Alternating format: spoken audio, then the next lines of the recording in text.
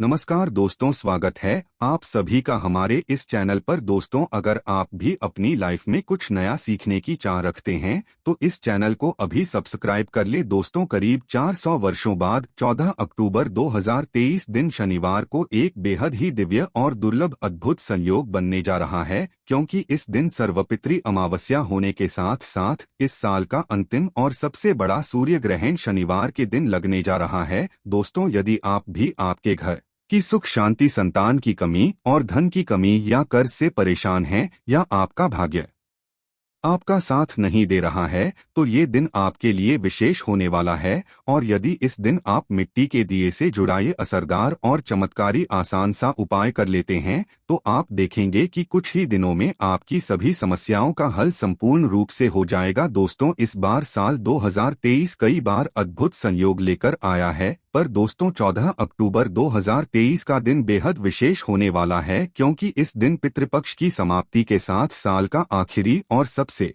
बड़ा अंतिम सूर्य ग्रहण पड़ने जा रहा है। और इस दिन सर्वपितृ अमावस्या होने के साथ साथ शनिवार का दिन भी पड़ रहा है, इसलिए इसको शनिश्चरी अमावस्या के नाम से भी जाना जाता है। इसलिए दोस्तों, इतने सारे दिव्य और दुर्लभ संयोग में इस दिन यदि आप मिट्टी का एक दिया घर के इस कोने में जला देते हैं तो आपको धनवान मालामाल होने से कोई नहीं रोक सकता। और यदि आप पर किसी भी प्रकार का कोई भी दोष है, संकट है, वह भी इस उपाय से दूर हो जाएगा। इसलिए दोस्तों, वीडियो को आखिर तक जरूर देखें। और दोस्तों, यदि आप भी अपने जीवन में महादेव की कृपा पाना चाहते हैं और सूर्यदेव का आशीर्वाद पाना चाहते हैं तो वीडियो को कमेंट में हर हर महादेव लिखना ना भूलें। और यदि आपने अभी तक चैनल को सब्सक्राइब नहीं किया है तो चैनल को जरूर सब्सक्राइब कर ले। दोस्तों, सर्वपितृ अमावस्या 13 अक्टूबर दिन शुक्रवार को रात 9:50 से प्रारंभ होने वाली है और इस स्थिति की समाप्ति 14 अक्टूबर दिन शनिवार को रात 11:24 पर होगी। दोस्तों, 14 अक्टूबर को सर्वपितृ अमावस्या के दिन पितरों के श्राद्ध का समय सुबह 11:44 से प्रारंभ, जो दोपहर 3:35 तक रहेगा। दोस्तों, अब बात करें इस दिन पड़ने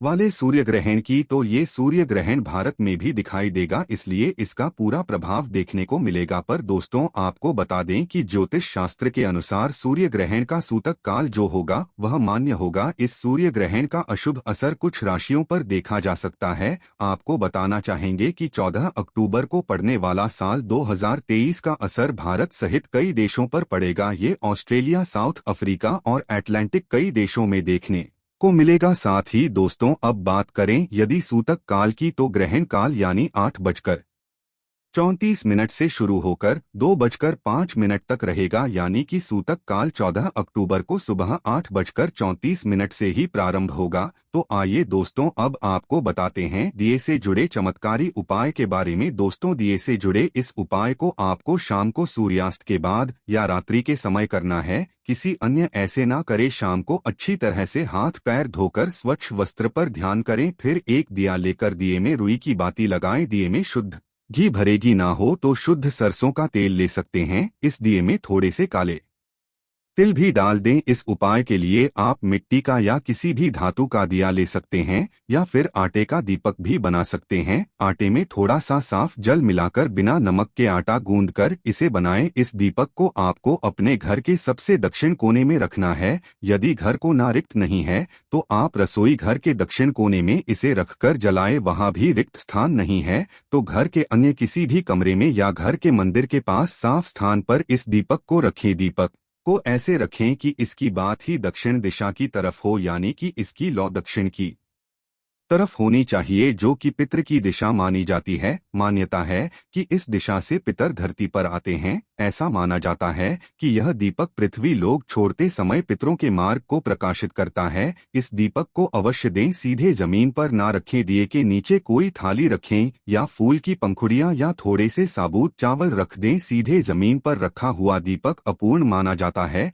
दीपक जलाने के बाद सबसे पहले आप प्रथम पूज्य गणेश जी का स्मरण करके उन्हें नमस्कार करें, फिर भगवान विष्णु और महालक्ष्मी का स्मरण कर उन्हें नमस्कार करें। चित्र देवता को नमस्कार करें, ईश्वर से पितरों को मोक्ष मिलने हेतु प्रार्थना करें, पितरों से पितृ दोष से मुक्ति दिलाने की प्रार्थना करें, परिवार के सदस्यों कृपा दृष्टि रखने की प्रार्थना करें। फिर विष्णु जी के 12 मंत्र ओम नमो भगवते वासुदेवाय का 11 बार जाप करें। पितृ देवता के मंत्र का 108 बार जाप करें। मंत्र है ओम पितृ देवता ए नमक। किसी भी माला पर इस मंत्र का जाप कर सकते हैं। माला नहीं है तो चावल की या मिश्री के दाने पर गिनकर भी आप इस मंत्र का जाप कर सकते हैं। विशेष ध्यान इस बात का रखें कि मंत्र का जाप आपको दक्षिण दिशा की तरफ मुंह करके ही करना है। सर्वपितृ अमावस्या पर दक्षिण दिशा में इस प्रकार दीपक जलाने से और मंत्र का जाप करने से पितृ देवता खुशी खुशी तृप्त होकर अपने धाम वापस चले जाते। उनकी कृपा से पितृ दोष पितृ आशीर्वाद में बदल जाता है। मंत्र का जाप करने के बाद आप अपने पितरों को, अपने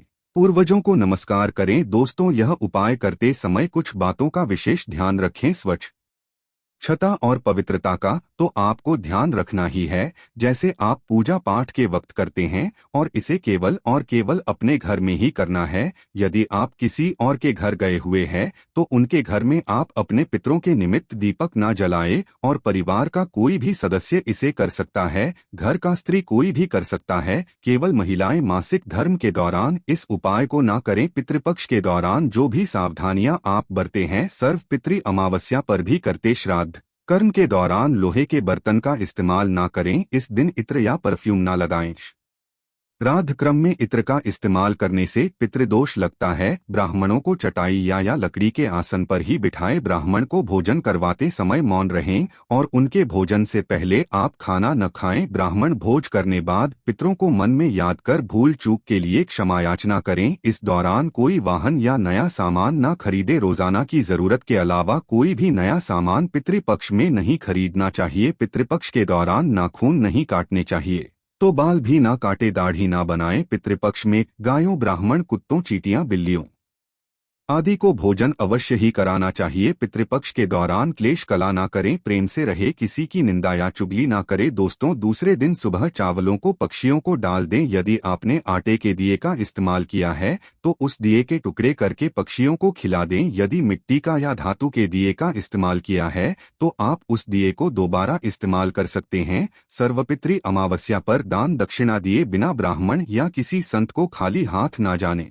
दें। इस तरह की कोई भी गलती आपके पूर्वजों को नाराज कर सकती है। द्वार पर आए व्यक्ति को कुछ ना कुछ देना चाहिए। मान्यताओं के अनुसार पितृ विदाई के दिन आटा, चावल या तिल का दान अत्यंत शुभकारक होता है। यूं तो पूरे पितृपक्ष में तामसिक भोजन और मांस मदिरा से बचना चाहिए, लेकिन सर्वपितृ अमावस्या पर भी इसका विशेष ध्यान रखें। इसके अलावा लहसुन, प्याज आदि खाने से बचें। इस दिन मसूर की दाल, अलसी, कुल्थी आदि का भोजन शुभ माना जाता है। सर्वपितृ अमावस्या के दिन जाने अनजाने में की गई गलती के लिए भगवान से क्षमा मांगे और ऐसा कोई कार्य ना करें जिससे आपके पितर आपसे नाराज हो जाएं। मान्यता पितरों को प्रसन्न करके ही विदा करना चाहिए ताकि वे जाते समय खूब सारा आशीर्वाद दे और प्रसन्न होकर विदा ले। इस दिन यदि श्राद्ध, तर्पण या पिंडदान ना कर सके तो अपने पितरों के निमित्त विशेष भोजन बनाएं। पंचबली अवश्य दें। ब्राह्मण को भोजन अवश्य कराएं। गाय को, कौए को, कुत्ते को, बिल्लियों को भी भोजन अवश्य दें। इस दिन गाय को हरा चारा या घास खिलाएं। गाय को चारा देने से भी पितरों को संतुष्टि मिलती है। तो साल का आखिरी मौका है, पितरों की विदा समय ये उपाय करके उन्हें खुशी खुशी विदा करें और अपने जीवन से दुख कष्टों को हमेशा के लिए दूर करें। कमेंट बॉक्स में जय पितृ देवता लिखना ना भूलें। तो आइए दोस्तों, अब आपको सुनाते हैं सर्वपितृ अमावस्या की कथा, जिसको सुनने मात्र से आपकी हर इच्छा पूरी हो जाएगी। पुराने समय में अग्निस्वाद और वरिष्ठ पद नाम के पितृदेव थे। उनकी मानस कन्या थी अक्षोदा। क्षुधा ने अश्विन मास की अमावस्या पर पितरों को प्रसन्न करने के लिए तप किया था। तपस्या से प्रसन्न कर सभी पितृ देवता अक्षदा के सामने प्रकट हुए। उस समय अक्षता का पूरा ध्यान एक तेजस्वी पितृ अमावस्या की ओर ही था और वह उन्हें निहारती रही। उसने अमावस्या से कहा, वरदान में आप मुझे स्वीकार्य है, मैं आपका संग चाहती हूँ। अक्षता की यह बात सुनकर सभी पितृ देवता क्रोधित हो गए। उन्होंने उसे श्राप दिया कि वह पितृलोक से पृथ्वीलोक जाएगी। यह सुनकर क्षरधा को अपनी गलती का एहसास हुआ और वह क्षमा याचना करने लगी। तब पितृ ने उससे कहा कि वह मत्स्य कन्या के रूप में जन्म लेगी। भगवान ब्रह्मा के वंशज महर्षि पाराशर उस मत्स्य कन्या को पति रूप में मिलेंगे और उसके गर्भ से भगवान वेदव्यास जन्म लेंगे। इसके बाद फिर श्राप मुक्त होकर वह फिर से पितृलोक में वापस आ जाएगी। सभी पितरों ने अमावस्या की प्रशंसा की और वरदान दिया कि आपने सौंदर्य और स्त्री के आगे अपने मन को भटकने नहीं दिया और अपने संयम और नियम पर आप टिके रहे, इसलिए आज से यह तिथि आपके नाम से अमावस्या के रूप में जानी जाएगी। मान्यता है कि इसे यह दिन पितृ मोक्ष अमावस्या के रूप में प्रसिद्ध हुआ है। तो यह थी आज की विशेष जानकारी। आशा है कि आज की इस प्रस्तुति में बताई गई जानकारी आपको अच्छे से समझ आ गई होगी। वीडियो अच्छा लगा हो तो एक लाइक अवश्य कर दें। धन्यवाद वीडियो के अंत तक बने रहने के लिए।